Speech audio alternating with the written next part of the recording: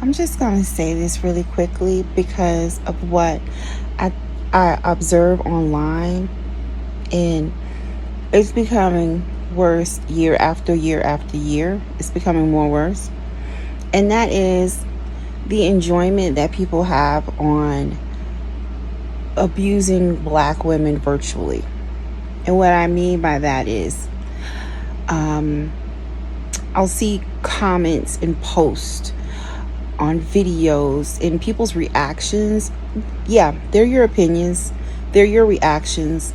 But I noticed that with black women, there seems to be a heightened enjoyment virtually abusing black women. And I go so far as to say abusing because some of the terms that are used, and the way that they are phrased, it's as if they're shouting these insults to black women, or it's as if they are wanting to enforce some type of virtual punishment for her being a black woman.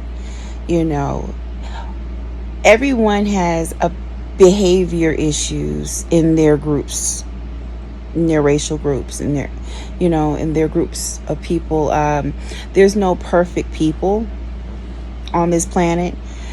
Only one perfect person, in my opinion, is Jesus, because that's my religion, that walked this earth. But for everyone else, we're here auditioning our best selves at this one chance called life. And I'm not going to blame it on like other races. I feel like it has become so much more enticing for people to virtually abuse black women online, to where it is even spread to a great deal of black men. Black men now establish podcasts and movements and creating social groups on anything they can do to demean black women.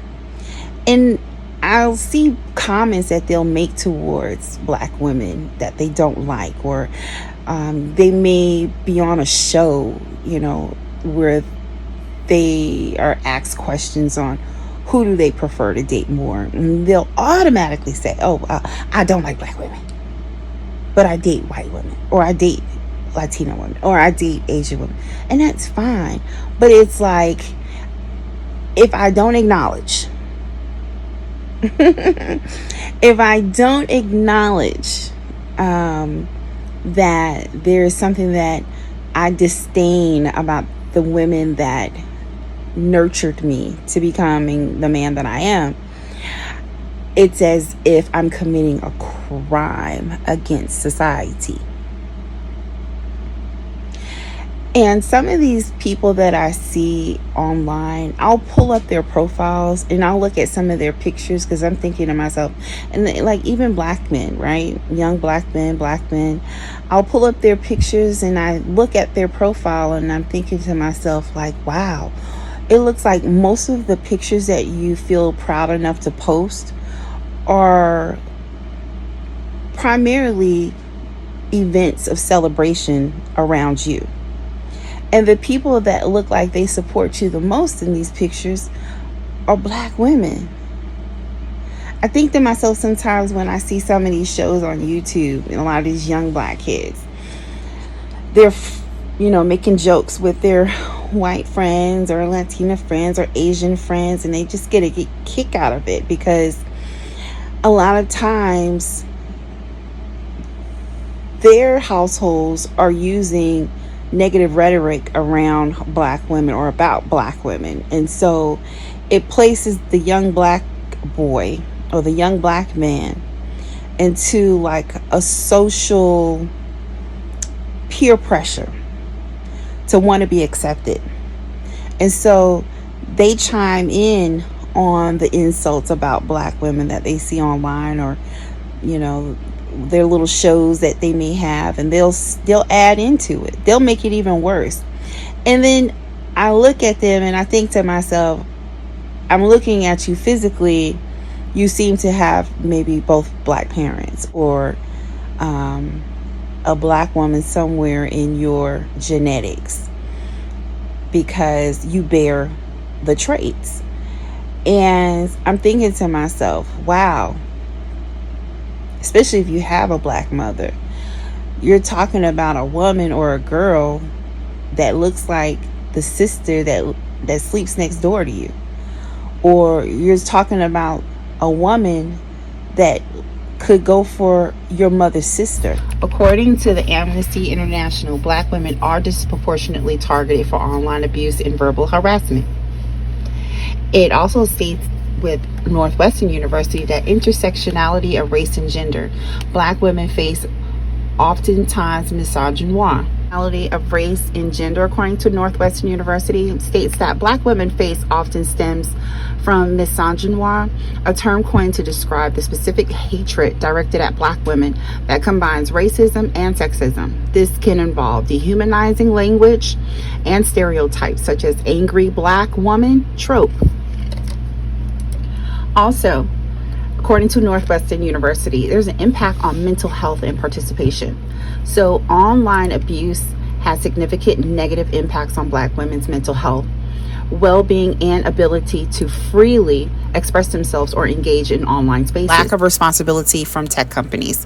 Many reports highlight that technology companies are failing to adequately address the issue of misogynoir and online abuse against black women, leading to a demand for better content moderation and accountability.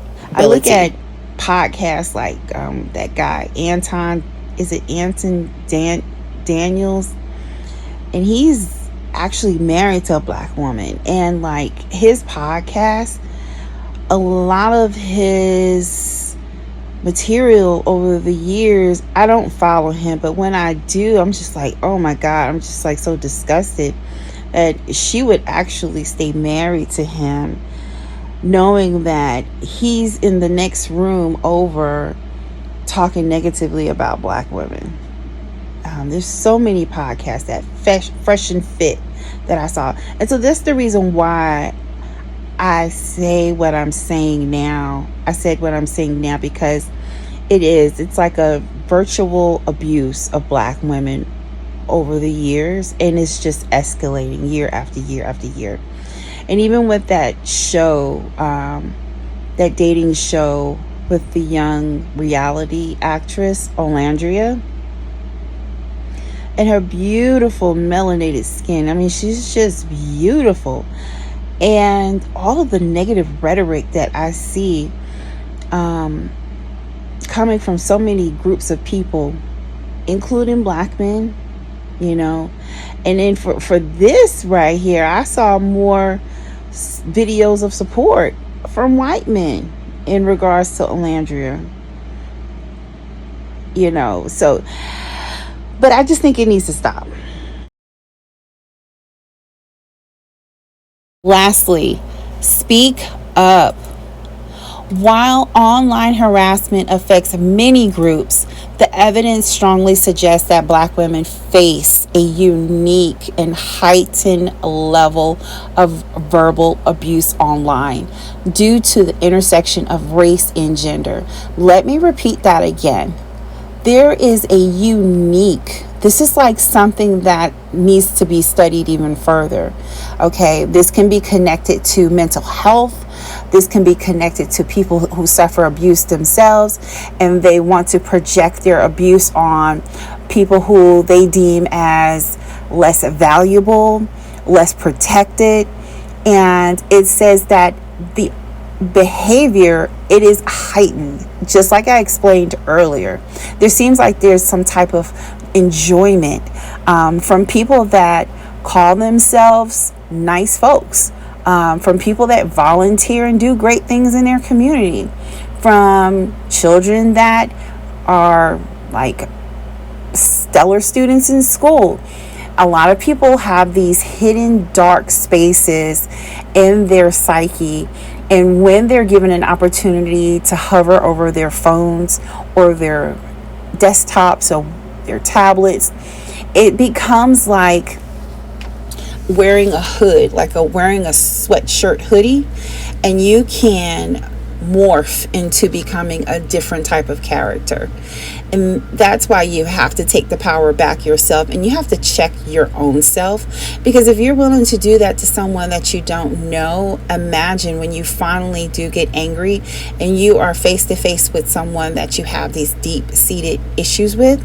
It becomes a very hostile and violent scenario where it doesn't have to be. So speak up. That Malcolm X, the late great Malcolm X, said. He said that black women are the most disrespected women, and that was back in the 60s. And here we are now in the 21st century, and his words have not fallen to the ground. They are still relevant even today. Please let me know what you think. Like, share, and subscribe this message. And I'm not trying to down anyone. I'm not trying to make anyone feel bad. But this is my observation, and I feel like it is my turn to now speak up about it, because it's something that impacts the workplace. It impacts us in our health, in our medical care, and it impacts us with just policy making. So again, please like, share, and subscribe. Hope to talk to you soon.